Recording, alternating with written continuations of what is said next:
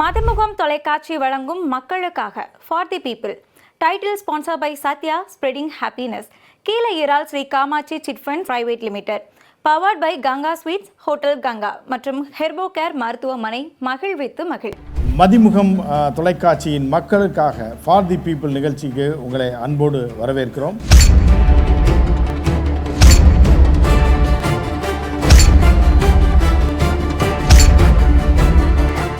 ஒட்டுமொத்த சமுதாயத்தையும் ஒட்டுமொத்தமா விவசாயிகள் எல்லாருடைய வாழ்க்கையை முடிச்சுக்கிட்டீங்களே, மொத்தமா வித்து தீர்த்துட்டீங்களே. இந்தியாவை இது வரைக்கும் இப்படி யாருமே வித்ததில்லை சார். தமிழ்நாட்டில் RSS ரவி அவர்கள் பேசுகிறாரு, ஐயோ பெண்களுக்கு பாதுகாப்பு இல்லை. யோ வேணாம், வார்த்தை வந்து வச்சு தப்பா எடுத்துக்க வேண்டாம்.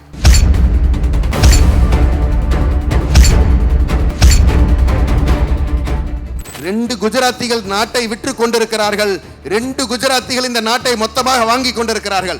விற்று கொண்டிருக்கக்கூடிய குஜராத்திகள் இரண்டு பேர், அமித்ஷாவும் மோடியும். வாங்கி கொண்டிருக்கக்கூடிய இரண்டு குஜராத்திகள் அதானியும் அம்பானியும். பாமக உடைச்சதும் பாஜக தான். அப்பனுக்கு மகனுக்கு சண்டையை மூட்டி விட்டது. கேஸை வச்சு அவரை மிரட்ட அப்பா ஒத்துக்காதனால அது உடஞ்சிச்சு. உடச்சு சேர்த்துட்டு அது கூட்டணியா சார்? இங்க எங்களுக்குள்ள எந்த பிரச்சனையுமே கிடையாது. தலைவர்களுக்குள்ள பிரச்சனை இல்லை, தொண்டர்களுக்குள்ள பிரச்சனை இல்லை.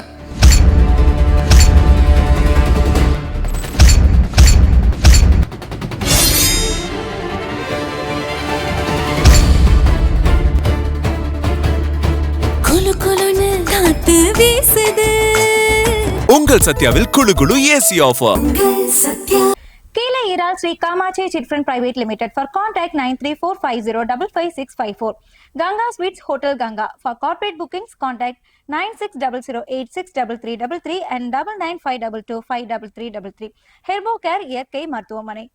இங்கு வந்திருக்கக்கூடிய தமிழ் சொந்தங்கள் அனைவருக்கும் முதற்கண் வணக்கத்தை தெரிவித்துக் கொள்கிறேன். நெறியாளர் அவர்களுக்கும் சகோதரர்களுக்கும் வணக்கம். தோழர் கல்யாணசுந்தரம் அவர்கள் பல்வேறு குற்றச்சாட்டுகளை சொன்னார். அதில் ரொம்ப முக்கியமாக என்னோட பார்வைக்கு என்ன தெரியுங்களா, NDA கூட்டணி அப்படின்னு சொல்லி அவங்க தொடர்ந்து சொல்லிட்டு வர்றத ஒரு விஷயத்தில் வந்து நம்ம வந்து பார்க்கணும்.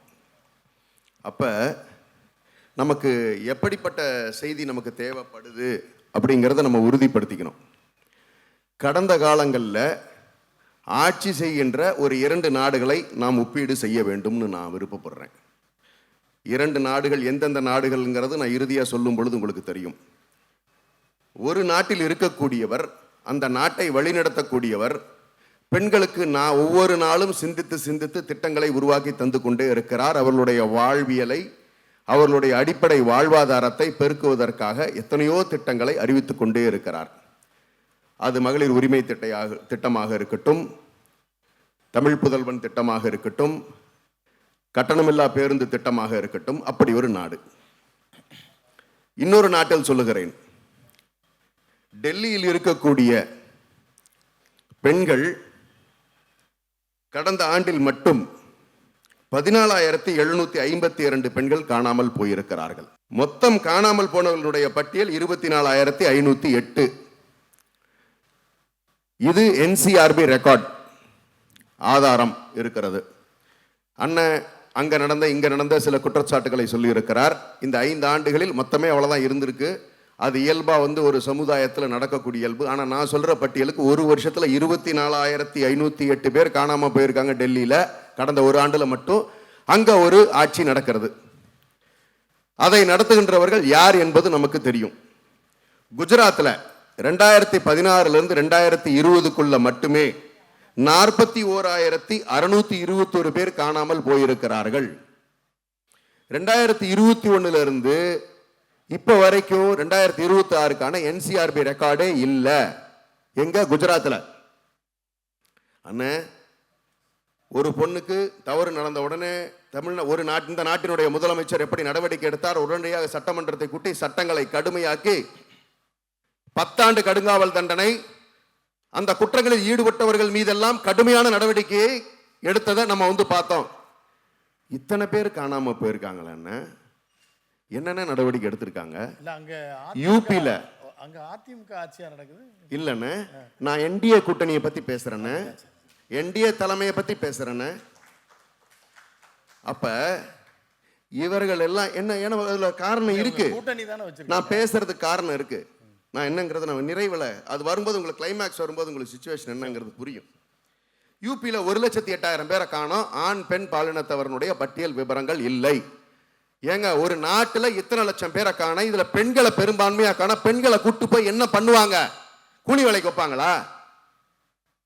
நீங்க தான் பெண்களை பாதுகாக்கிறதுக்கு பேசக்கூடிய ஒரு கட்சி தான் ஒன்றிய அரசில் ஆண்டுகிட்டு இருக்கா. என்டிஏ கூட்டணியில நீங்க தானே இருக்கீங்க. ஏன் அவங்கெல்லாம் பெண்கள் இல்லையா? தமிழ்நாட்டில் இது மாதிரி எங்கேயாவது காணாம போயிருக்காங்க? 50 பெண்களை காணா, 30 பெண்களை காணா, இப்படிலாம் போயிருக்குன்னு எங்கேயாவது சொல்லியிருக்காங்களா? ஏதாவது ஒரு நிகழ்வு நடந்திருக்கா? அதையெல்லாம் எங்களுடைய முதலமைச்சர் அவர்கள் முத்துவேல் கருணாநிதி ஸ்டாலின் அவர்கள் பாதுகாப்பா பாத்துக்கிறாருல்ல. இந்த மாநிலம் அவ்வளவு அரணா நிக்குது இல்ல. அப்ப 2 ஒப்பீடுகள் பெண்களை எவ்வாறு நடத்துகிறார்கள்ங்கிறதுக்கு ஒரு உதாரணத்தை நான் உங்ககிட்ட நான் சொல்லிடுறேன். இதுக்கு பதில் சொல்லணும்.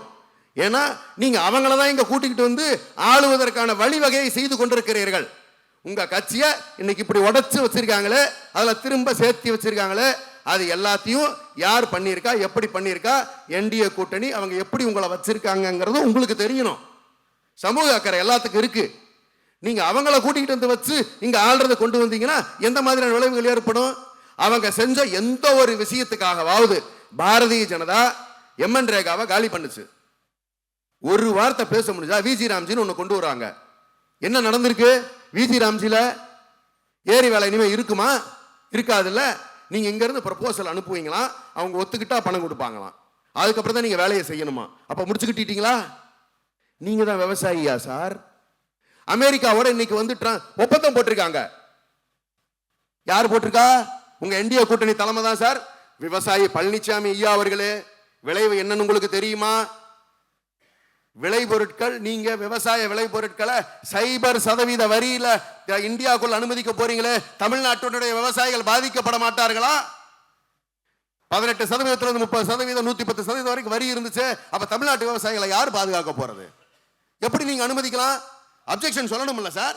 ஒரு கூட்டணியா இருந்தாலும் இங்க இருக்கக்கூடிய விவசாயிகள் பாதிக்கப்படுவார்கள், அப்படியெல்லாம் அனுமதிக்க முடியாது, பால் பொருட்களை நாங்கள் அனுமதிக்க மாட்டோம் எந்த சூழ்நிலையிலும் அப்படின்னு சொல்லி நீங்க சொல்லணும்ல. சொன்னீங்களா? இல்லையே.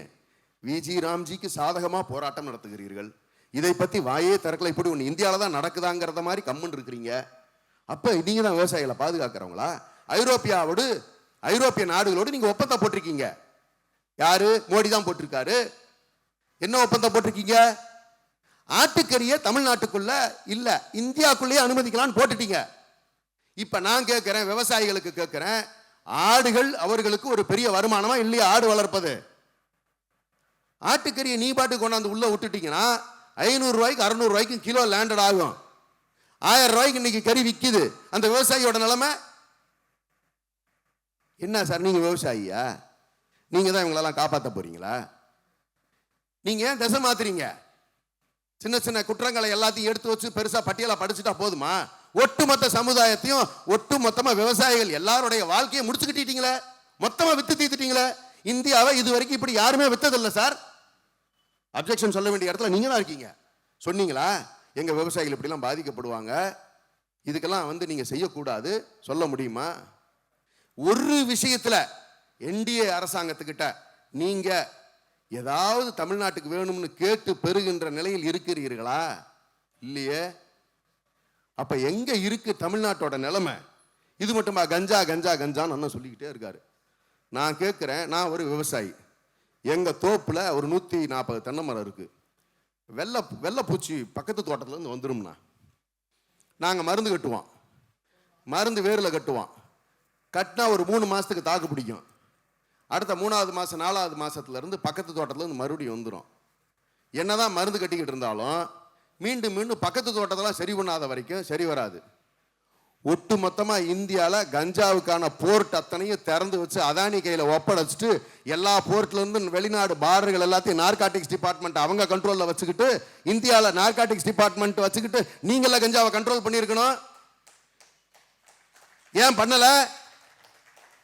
இத்தனை கஞ்சாவை நீங்க வந்து 60,000 கோடி ரூபாய்க்கு கஞ்சாவை முந்திரா போர்ட்ல அதானி போர்ட்ல பிடிச்சோம்னு சொன்னதை எளிதின்னு காணாம போச்சுன்னு சொல்றீங்களே, அதெல்லாம் கொண்டு வந்து இங்க வித்திருக்கீங்கன்னு தெரியாதா எங்களுக்கு?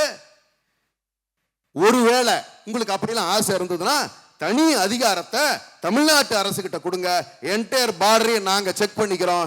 வர்ற ட்ரெயின் ஆகட்டும், வர்ற வண்டி ஆகட்டும், இங்க வர்ற ஒவ்வொருத்தரையும் செக் பண்ணிக்கிற அதிகாரத்தை தனியா ஒரு அந்தஸ்து கொடுத்து செக் பண்ணி கண்ட்ரோல் பண்ணிக்கங்கன்னு சொல்லி கொடுங்க. நாங்க கண்ட்ரோல் பண்ண முடியும். இல்லைன்னா அது நடைமுறைக்கு சாத்தியப்படுகிறதா? இதை ஏன் கட்டுப்படுத்துறதுக்கு நீங்க முயற்சி எடுக்க மாட்டேங்கிறீங்க? அப்ப என்டிஏ அரசாங்கத்துக்கு இது பொறுப்பு கிடையாதா? யார் செய்யறது? பாரதிய ஜனதா. பெண்களுக்கு பாதுகாப்பற்ற நிலை, இத்தனை பெண்கள் காணாமல் போயிருக்கிறார்கள்.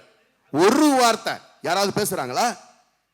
நீங்க தான் வந்தா தமிழ்நாட்டில் RSS ரவி அவர்கள் பேசுகிறாரு, ஐயோ பெண்களுக்கு பாதுகாப்பு இல்லை. யோ வேணாம், வார்த்தை வந்து வச்சு தப்பா எடுத்துக்க வேண்டாம். இதெல்லாம் தப்புங்க. இவ்வளவு பெண்களை நீங்கள் எங்க கொண்டு போறீங்க, என்ன பண்றீங்க, என்ன அக்கிரமங்கிறது தெரியல. கஞ்சான்னு சொல்றீங்களே, எங்க போகுதுன்னு உங்களுக்கு புரியல. அப்ப இதெல்லாம் கட்டுப்படுத்த வேண்டிய இடத்துல இருக்கிறோம். தொடர்ந்து முதலமைச்சர் அவர்கள் நீங்கள் சொன்ன குற்றங்களுக்கு நான் சொல்லுகிறேன், முறையான நடவடிக்கை எடுக்காத ஒரு விஷயத்தை நீங்க சொல்லுங்க சார். ஆனா உங்க பழனிசாமி ஐயா மீண்டும் அது வரலாறு பேசிக்கிட்டு இருந்தோம்னா இன்னும் வன்மமா இருக்கும், கஷ்டமா இருக்கும். பொள்ளாச்சி வழக்குகள்லாம் 6 மாசம் 8 மாசம் கழிச்சு எல்லா போராட்டம் நடந்த பிறகு தான் வழக்கு போட்டார். ஏன்னா நீங்க கோயம்புத்தூர்காரங்க, உங்களுக்கு தெரியாத ரகசியம் இல்லை, யார் யாரெல்லாம் இருந்தாங்க தெரியாமலாம் இருக்காது. அப்படிப்பட்ட ஒரு நிலை தானே இருந்திருக்கு. இதை பத்தி எல்லாம் ஏதாவது வாயை பேசியிருக்கீங்களா என்னைக்காவது? அப்ப இப்படிப்பட்ட ஒரு வன்மமா நடக்கிற 2 ஆட்சிகள், அந்த ஆட்சி அப்படி இருக்கு. தமிழ்நாட்டில் நடக்கிற ஆட்சி பெண்களுக்கெல்லாம் திட்டங்களை கொடுத்துக்கிட்டு இருக்கக்கூடிய ஆட்சியா இருக்கு. இன்னும் ஒரு முக்கியமான பதிவை நான் சொல்ல வரேன். நீங்க நம்மளுடைய தொழில் வளர்ச்சியை பத்தி நம்ம சொல்றோம். கடன் வாங்கினேன் எங்களை பத்தி நீங்க குற்றச்சாட்டுகள் சொல்லுகிறீர்கள். நம்ம வாங்கினது 5 கோடிங்கண்ணா, உண்மைதான். ஆனா அதனால தமிழ்நாட்டில் இருக்கக்கூடிய தனிநபர் வருமானம் 3,45,000 ரூபாயாக 1,80,000 உயர்ந்திருக்கிறது. 2 மடங்காக்கி இருக்கிறோம் கிட்டத்தட்ட. இந்த பணம் யாருக்காக போயிருக்கு அப்படிங்கிறத நான் பட்டியலிட விரும்புறேன். ஆரோக்கியமாக இன்ஃப்ராஸ்ட்ரக்சர் குரோத்துக்கு இந்த முதலீடுகளை நம்ம போட்டிருக்கோம். சாமானியர்களுடைய வாழ்வியலை மேம்படுத்துறதுக்காக நம்ம போட்டிருக்கோம். அதனால இங்க கல்வியில நம்ம செலவு பண்ணியிருக்கோம். நீங்க 52,000 கோடி ரூபாய் வருஷத்துக்கு இந்த லாஸ்ட் பட்ஜெட்ல கல்விக்கு மட்டுமே செலவு பண்ணமே. அப்ப இந்த 4 ஆண்டுகள்ல 2 லட்சம் கோடி ரூபாய்க்கு மேல நம்ம வாங்கின இந்த தொகை கல்விக்கு தானே போயிருக்கு. அதனாலதான் இன்னைக்கு தரமான இன்ஜினியர்ஸ் வந்திருக்காங்க. இன்னைக்கு வந்து இந்தியாவிலேயே கல்வியில சிறந்து விளங்குகின்ற மாநிலமாக இருக்கிறது தமிழ்நாடு இல்லையா? கிராஸ் என்ரோல்மெண்ட் ரேஷியோ 52 இருக்கோம்னு இன்னொன்னு அண்ணா சொல்லிக்கிட்டே இருந்தாரு. 32 ஆண்டு இருக்கிறோம், நாங்கள் தான் உருவாக்கி இருக்கிறோம். அண்ணே ரோடு நாங்க போட்டதுன்னு, உங்களால திசை மாதிரியெல்லாம் போகவே முடியாது. திமுக போட்ட ரோட்ல மட்டும்தான் அண்ணா திமுக பயணிக்க முடியும். யார் வந்தாலும், யார் இங்க ஆட்சி புரிஞ்சாலும் இந்த ரோட்ல மட்டும்தான் போக முடியும். உங்களால மாத்தியெல்லாம் போக முடியாது. வேணா ரோடை கொஞ்சம் விரிவுபடுத்திக்கலாம். சுருக்கவோ புது ரோடோ அண்ணா திமுக வாழ்க்கையில போட்ட வரலாறு கிடையவே கிடையாது. இதே ரோடு நீங்க இதுலயே பயணிச்சிருக்கீங்க. யார் ரோடு போட்டதுன்னா திமுக போட்டது தான். அதை நீங்க மறந்துட வேண்டாம். அப்ப இப்படிப்பட்ட ஒரு சூழல்ல இத்தனை லட்சம் கோடி கடன் வாங்கினதை எங்க இன்ஃப்ராஸ்ட்ரக்சருக்கு செலவு பண்ணணும்ங்கிறது தமிழ்நாடு ஒரு முதலமைச்சர் எப்படி கையாண்டுட்டாருன்னு சொல்லிட்டேன். ஒன்றிய அரசு 1,65,000 கோடி கடன் வாங்கியிருக்கு. எவ்வளோ? 1,65,000 கோடி. நீங்க ஆண்ட 10 ஆண்டுகள்ல இவ்வளவு வரலாறுல இருந்ததே இல்லை சார். இந்த பணம் எங்க போச்சு? இதுக்கெல்லாம் செசைல்ஸுக்கெல்லாம் இப்போ கூட 1,500 கோடி கொடுத்தாங்கல்ல, ஏழைகளுக்கு செய்யறாங்க. தமிழ்நாட்டுக்கு மட்டும் கொடுக்க மாட்டார். செஷல்ஸ் கொடுப்பார், மியான்மர் கொடுப்பார், பங்களாதேஷ் கொடுப்பார், தமிழ்நாட்டுக்கு கொடுக்க மாட்டார். அதை பழனிசாமி அவர்களும் கேட்க மாட்டார். எப்படி செலவு பண்ணாங்கன்னு சொல்லி அங்க செலவு இல்லைன்னா நான் எங்க போயிருக்கேன். பாவம் தானே, ஏழைகள் தானே. உலகம் பூரா இருக்கிற ஏழைகளை பார்க்க, உலகம் பூரா கொடுக்கணும், தமிழனுக்கு கொடுக்கலையே கொடுப்பாங்க. இனிமே வலிக்குதுன்னு. இன்னொரு முக்கியமான கருத்து, நீங்க இந்த தொகை எங்க போகுது அப்படிங்கறத நம்ம உணர்ந்துக்கணும். 1,36,000 கோடி ரூபாய் எக்ஸ்போஷர் நீங்க யாருக்கு கொடுத்துருக்கீங்க? அதானிக்கு மட்டும் பணத்தை தூக்கி கொடுத்துருக்கீங்களே சார். எவ்வளோ? 1,36,000 கோடி ரூபாய ஒருத்தனுக்கு தொழில் பண்றதுக்கு உன் நண்பனுக்கு நீ கொடுத்துருக்க. அந்த 1,36,000 கோடி இருந்தா ஷேர் மார்க்கெட்டை எப்படி மாத்தலாம், உலகத்துல என்னென்னலாம் பண்ணலாம், இதெல்லாம் பார்த்துக்கிட்டு கம்முன்னு இருக்கீங்களே பழனிசாமி. இப்படி நீங்க கண்ணு வச்சு தான் அவர் மேல அமெரிக்கால கேஸ் போட்டாங்க. அமெரிக்கால மட்டும் இல்ல சார், உலகம் முழுக்க அவர் மேல வந்து தடை இருக்கு. ஆஸ்திரேலியா தடை போட்டிருக்கான், அமெரிக்கால தடை இருக்கு, ஐரோப்பிய நாடுகளில் தடை இருக்கு. அதான் ஒரு நண்பர் சொன்னார், 2 குஜராத்திகள் நாட்டை விற்று கொண்டிருக்கிறார்கள், 2 குஜராத்திகள் இந்த நாட்டை மொத்தமாக வாங்கி கொண்டிருக்கிறார்கள். விட்டு கொண்டிருக்கக்கூடிய குஜராத்திகள் 2 பேர், அமித்ஷாவும் மோடியும். வாங்கி கொண்டிருக்கக்கூடிய 2 குஜராத்திகள், அதானியும் அம்பானியும். இதை மறுக்க முடியுமா? இவர்களுடைய எவ்வளவு சொத்து மதிப்பு வளர்ந்திருக்கு. அப்ப நீங்க வாங்கின கடன்லாம் எங்கேயாவது தனிநபர் வருமானம் கூடி இருக்கான்னா, அண்ணா கூடலண்ணே, அவன் மறுபடியும் ஏழையாத்தானே இருக்கான். ஏதாவது கல்வி அவனுக்கு கொடுத்துருக்கீங்களா? இல்லைண்ணே. இது வரைக்கும் யூபியில் நம்ம 25,000 ஸ்கூலை மூடி இருக்காங்க. மொத்தம் 39,000 ஸ்கூலை மூடினது இந்த 5 வருஷத்துல ரெக்கார்டு சொல்லுதுன்னு நார்த் இந்தியாவில். இல்ல அவங்க இங்கே படிச்சுக்கிட்டு இருக்காங்க பெங்களூரு. அப்போ ஸ்கூல் அங்கே ஆள் இருக்காதுல்ல. ஆமா இல்ல இப்போ என்னன்னா நிறைய பேர் தமிழ்நாடு கர்நாடகாவில் படிச்சு இல்ல தமிழ்நாடு படிக்க ஆரம்பிச்சிட்டாங்க நார்த் இந்தியன்ஸ். அதனால தான் ஸ்கூல் நாமளும் அவர்களுக்கு கல்விகள் கொடுக்குறோம். இல்லைண்ணா மூடிட்டு என்ன பண்றாங்கன்னா, அவங்க ஏபிவிபி மாதிரி போன்ற அமைப்புகளை வச்சு அவங்க என்ன பண்றாங்கன்னா குருகுல கல்விக்கு போயிடுறாங்கன்னா, அவங்க அங்கே சொல்லித்தரது என்னன்னு கேட்டிங்கன்னா, இந்த மாடு கொண்டு போனாங்கன்னா கல் எடுத்து அடிங்கிறது, இல்லை இஸ்லாமியர்களை வருடத்துக்கு ஒரு முறை மாதத்துக்கு ஒரு முறை அவனுக்கு அந்த சின்ன பசங்களுக்கு காசு கொடுத்து ஒரு மத பிரிவினை உருவாக்குறதுக்கு வன்முறையை தூண்டிக்கிட்டே இருக்கிற வழக்கத்தை உருவாக்கிட்டாங்க. இப்போ அதெல்லாம் சரி பண்ணுறது சாதாரண விஷயம் இல்லை. ஒரு நாட்டை எப்படி சீரழிச்சிருக்காங்கன்னு பாருங்களேன்.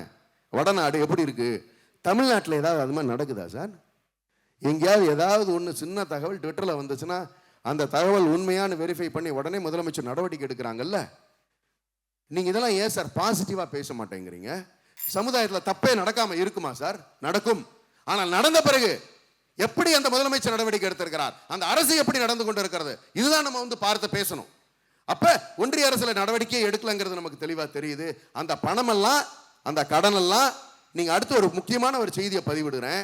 ரொம்ப நம்ம தெரிஞ்சுக்க வேண்டியது, வாங்கின கடன்ல பெரும் தொழிலதிபர்களுக்கு பேங்க் மூலியமா 16.5 லட்சம் கோடி ரூபாயை தள்ளுபடி செய்திருக்கிறீர்கள் இந்த 10 ஆண்டுகளில்.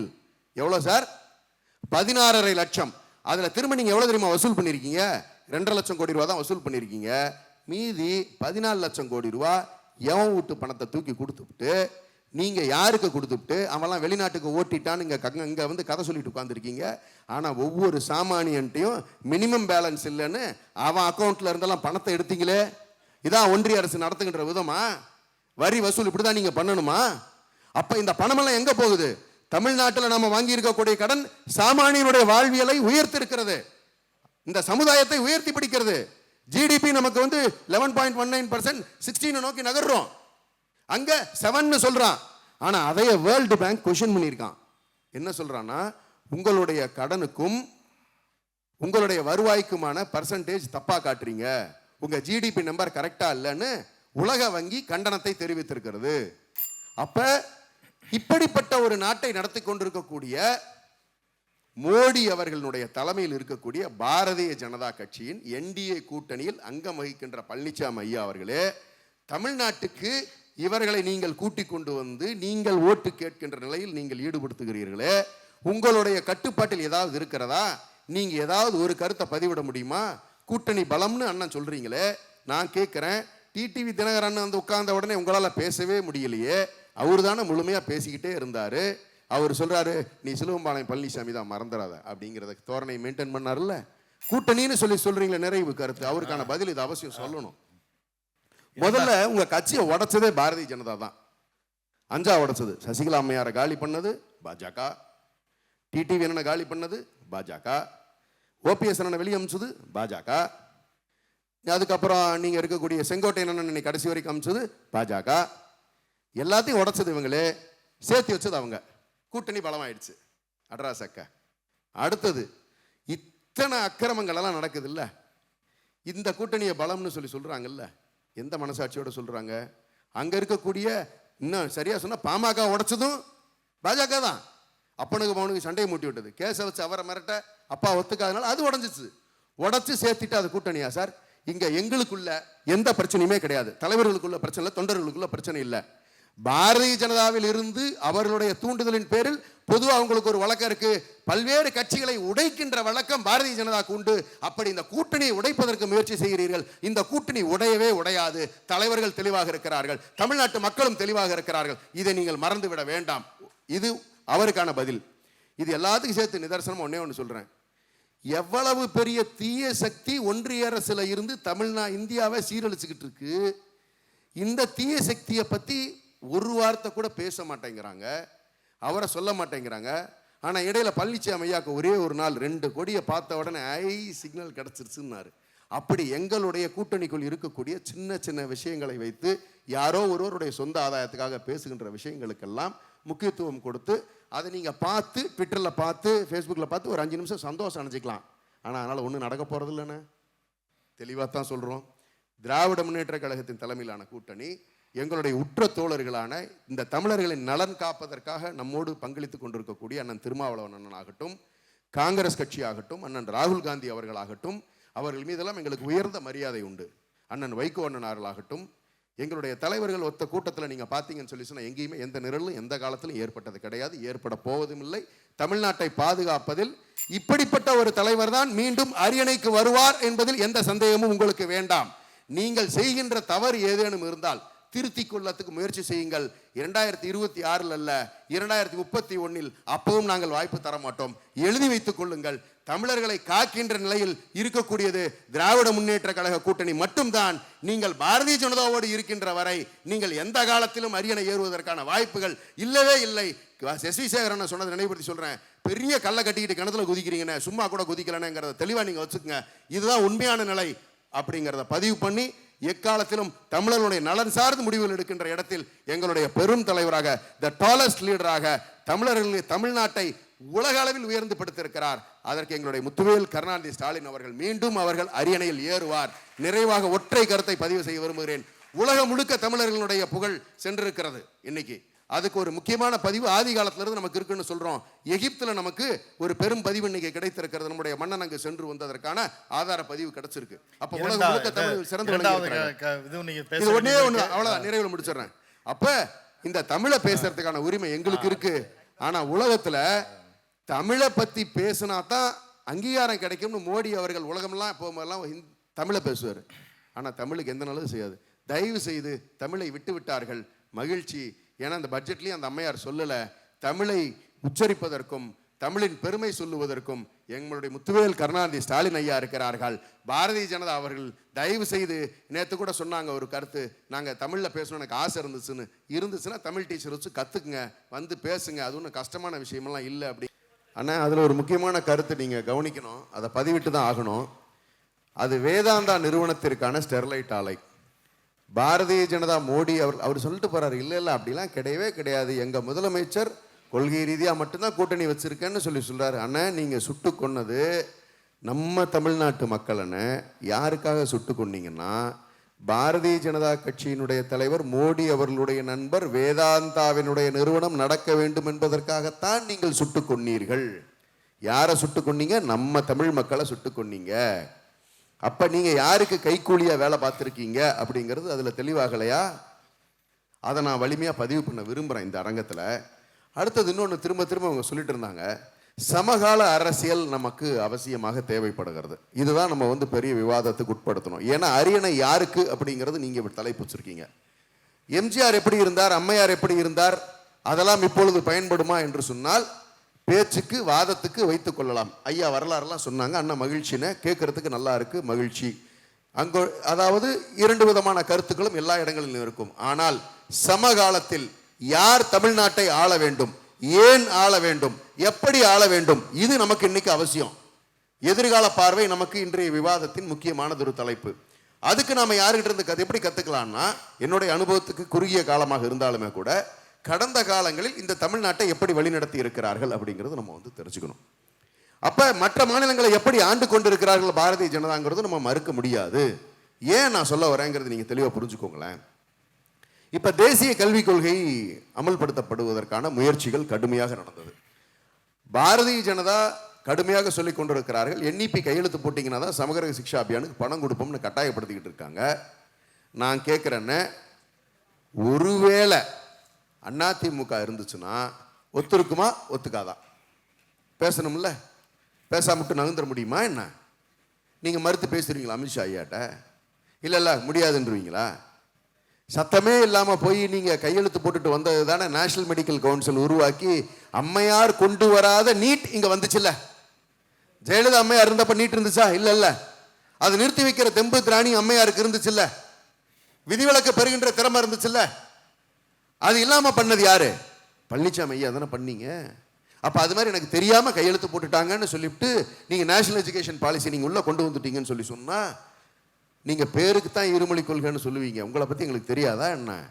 உங்களுக்கு எந்த கொள்கையாவது தெரியுமா? மாநில சுயாட்சினா என்னன்னு தெரியுமா? மத்தியில் கூட்டாட்சினா என்னன்னு தெரியுமா? திராவிடம்னா என்னன்னு தெரியுமா? கம்பராமாயணத்தை எழுதுனது சேக்கிலார்னு சொன்னவர் தான் ஐயா. நீங்கள் மீண்டும் மீண்டும் சொல்கிறோம்னு நினைக்க வேண்டாம். அவ்வளவுதான் உங்களுக்கு வரலாற்று பாடம் தெரிந்திருக்கிறது. தமிழர்களுடைய வாழ்வியலை பற்றி ஏதாவது தெரியுமா? அவருடைய பண்பாட்டை பற்றி தெரியுமா? இலக்கியத்தை பற்றி தெரியுமா? ஐயா எதுவுமே உங்களுக்கு தெரியாதுங்க ஐயா. கடுமையான முயற்சி எடுக்காதீங்க. ஆட்சிக்கு வருவது என்பது தமிழ்நாட்டை பாதுகாப்பதற்கு மட்டுமல்ல, தமிழ் மொழியை பாதுகாக்க வேண்டும், இதன் பின்னால் இருக்கக்கூடிய நம்மளுடைய பண்பாட்டை பாதுகாக்க வேண்டும். இதெல்லாம் அவசியமா படலையா உங்களுக்கு? மொத்தமா இதெல்லாம் எதையுமே தெரியாத ஒருத்தர், பாரதிய ஜனதா சொல்லுகின்ற இடங்கள்லாம் கையெழுத்து போடக்கூடிய ஒரு நபர், எப்படி நீங்க பல்கலைக்கழகங்கள் எல்லாம் நீங்க கொண்டு போய் ஒரு கவர்னர் கையில நீங்க ஒப்படைச்சு அவர் சொல்றதெல்லாம் கேட்டு வெளி மாநிலத்தில் இருந்து வைஸ் சான்சலர் போடுற பழக்கத்தை எங்க இருந்து கொண்டு வந்தீங்க? உங்க ஆட்சியில் தானே கொண்டு வந்தீங்க. ஏன் நம்ம மாநிலத்தில் நம்மளே ஆளுமை செய்யக்கூடிய வைஸ் சான்சலர்கள் நம்ம கல்லூரிகளுக்கு கிடைக்கலையா உங்களுக்கு? ஏன் சார் கர்நாடகா மற்ற இடங்கள்ல இருந்து நீங்க கொண்டு வரீங்க? ஒத்துக்கிட்டு தானே நீங்க செஞ்சீங்க. மாஃபா தியாகராஜன் அண்ணன் என்னெல்லாம் போய் கையெழுத்து போட்டு வந்தாரு தெரியாதா என்ன? அப்ப பேருக்கு தான் நீங்க இருக்க போறீங்க, அதுவும் இருப்பீங்களான்னு தெரியாது. ஏன்னா கடந்த உங்களுடைய கூட்டத்தில் நாங்க பார்த்தோம், உங்களுடைய போட்டோ ஒன்று இருந்துச்சு, இந்த பக்கம் மோடி ஐயா இருந்தாங்க, பின்னாடி உங்க கூட்டணி கட்சிக்கான சிம்பல்கள் எதுவுமே கிடையாது. அண்ணா இல்ல, எம்ஜிஆர் இல்ல, ஜெயலலிதா அம்மையார் இல்ல, கூட்டணி கட்சிகள்ல இருந்த எந்த தலைவர்களுடைய படங்களும் இல்ல. எல்லாரும் தாமரை முன்னாடி நின்று கிளை கழக செயலாளர் மாதிரி தானே பேசுனீங்க. எப்படி நம்ப சொல்றீங்க? பாரதிய ஜனதா சொல்றதை கேட்க மாட்டார் பழனிசாமி ஐயா, அவருக்காக குரல் கொடுப்பாங்க, தமிழ்நாட்டுக்காக குரல் கொடுப்பாங்க அப்படின்னு நீங்க சொல்றீங்கன்னு சொன்னா அதை நம்புறதுக்கு சின்ன குழந்தை, குச்சி மிட்டாய் சூப்பர் குழந்தை கூட வந்து ஒத்துக்காதுன்னு. தமிழ்நாடு அப்படி விவரமான ஊர். இந்த பொய் பித்தலாட்டம்லாம் நம்பாதீங்க, அப்படிதான் இருக்கும். குழந்தைங்களே சொல்லும். அப்படிப்பட்ட ஒரு நிலை தான் நமக்கு தமிழ்நாட்டுக்கு இருந்துகிட்டு இருக்கு. இது மட்டுமா? நீங்க தமிழ்நாட்டினுடைய தொழில்களை நீங்க கடை வாங்கினத பிரச்சனையா சொல்லி நீங்க நிதியை ஏன் நிறுத்தி வச்சுக்கிட்டே இருக்கீங்க? தமிழ்நாடு நிதிச்சுமைக்கு ஆளாகணும், உங்ககிட்ட பணத்துக்கு வந்து நாங்க கெஞ்சணும். ஏன் சார் 3.5 லட்சம் கோடி ரூபாயை ஒரு வருஷத்துக்கு தமிழ்நாடு ஒன்றிய அரசுக்கு income tax, customs duty, excise duty, GST இப்படி கொடுக்குறோமே, இதுல நீங்க எவ்வளவு சார் எங்களுக்கு நீங்க திரும்ப கொடுக்குறீங்க? எங்களோட உரிமை தானே அதெல்லாம். ஒரு 29 பைசா தானே அளவுல தானே எங்களுக்கு திருப்பி தர்றீங்க. அப்ப உங்களுக்கு உங்க காலில் வந்து விழுந்து கிடக்கணும், உங்ககிட்ட காசுக்கு கெஞ்சணும்னு சொல்லி சொன்னா அது எங்களுடைய முத்துவேல் கருணாநிதி ஸ்டாலின் ஐயாட்ட நடக்கவே நடக்காது. நீங்க கல்விக்கு நீங்க கையெழுத்து போட்டாதான் பணம் கொடுப்பேன் அப்படின்னு சொல்லி சொன்னா வேண்டாம். 10,000 கோடி கொடுத்தா கூட 2000 வருஷம் பின்னாடி என் பிள்ளைகளை நான் கூட்டிட்டு போறதுக்கு தயாரா இல்லைன்னு சொன்னாரு. ஏன் சொன்னாரு தெரியுமா? தேசிய கல்விக் கொள்கையில நீங்க என்ன சொல்லி தர போறீங்க? எங்க பிள்ளைகளுக்கு வேத பாடங்களை சொல்லித்தரோம்னு சொல்றீங்க. நாங்க என்ன சொல்லித்தரோம்? அறிவியல் சொல்லித்தரோம், மருத்துவம் சொல்லித்தரோம், இன்ஃபர்மேஷன் டெக்னாலஜி சொல்லித்தரோம். இதுதானே சார் நாங்கள் சொல்லித்தரோம்னு சொல்றோம். உங்களுக்கு அதுக்கெல்லாம் இடமே இல்லையே. எங்க வரலாறுகள், தமிழ்நாட்டினுடைய வரலாறை பற்றி உங்க தேசிய கல்விக் கொள்கையில திட்டமிடலுக்கு எங்கேயாவது இடம் இருக்கா?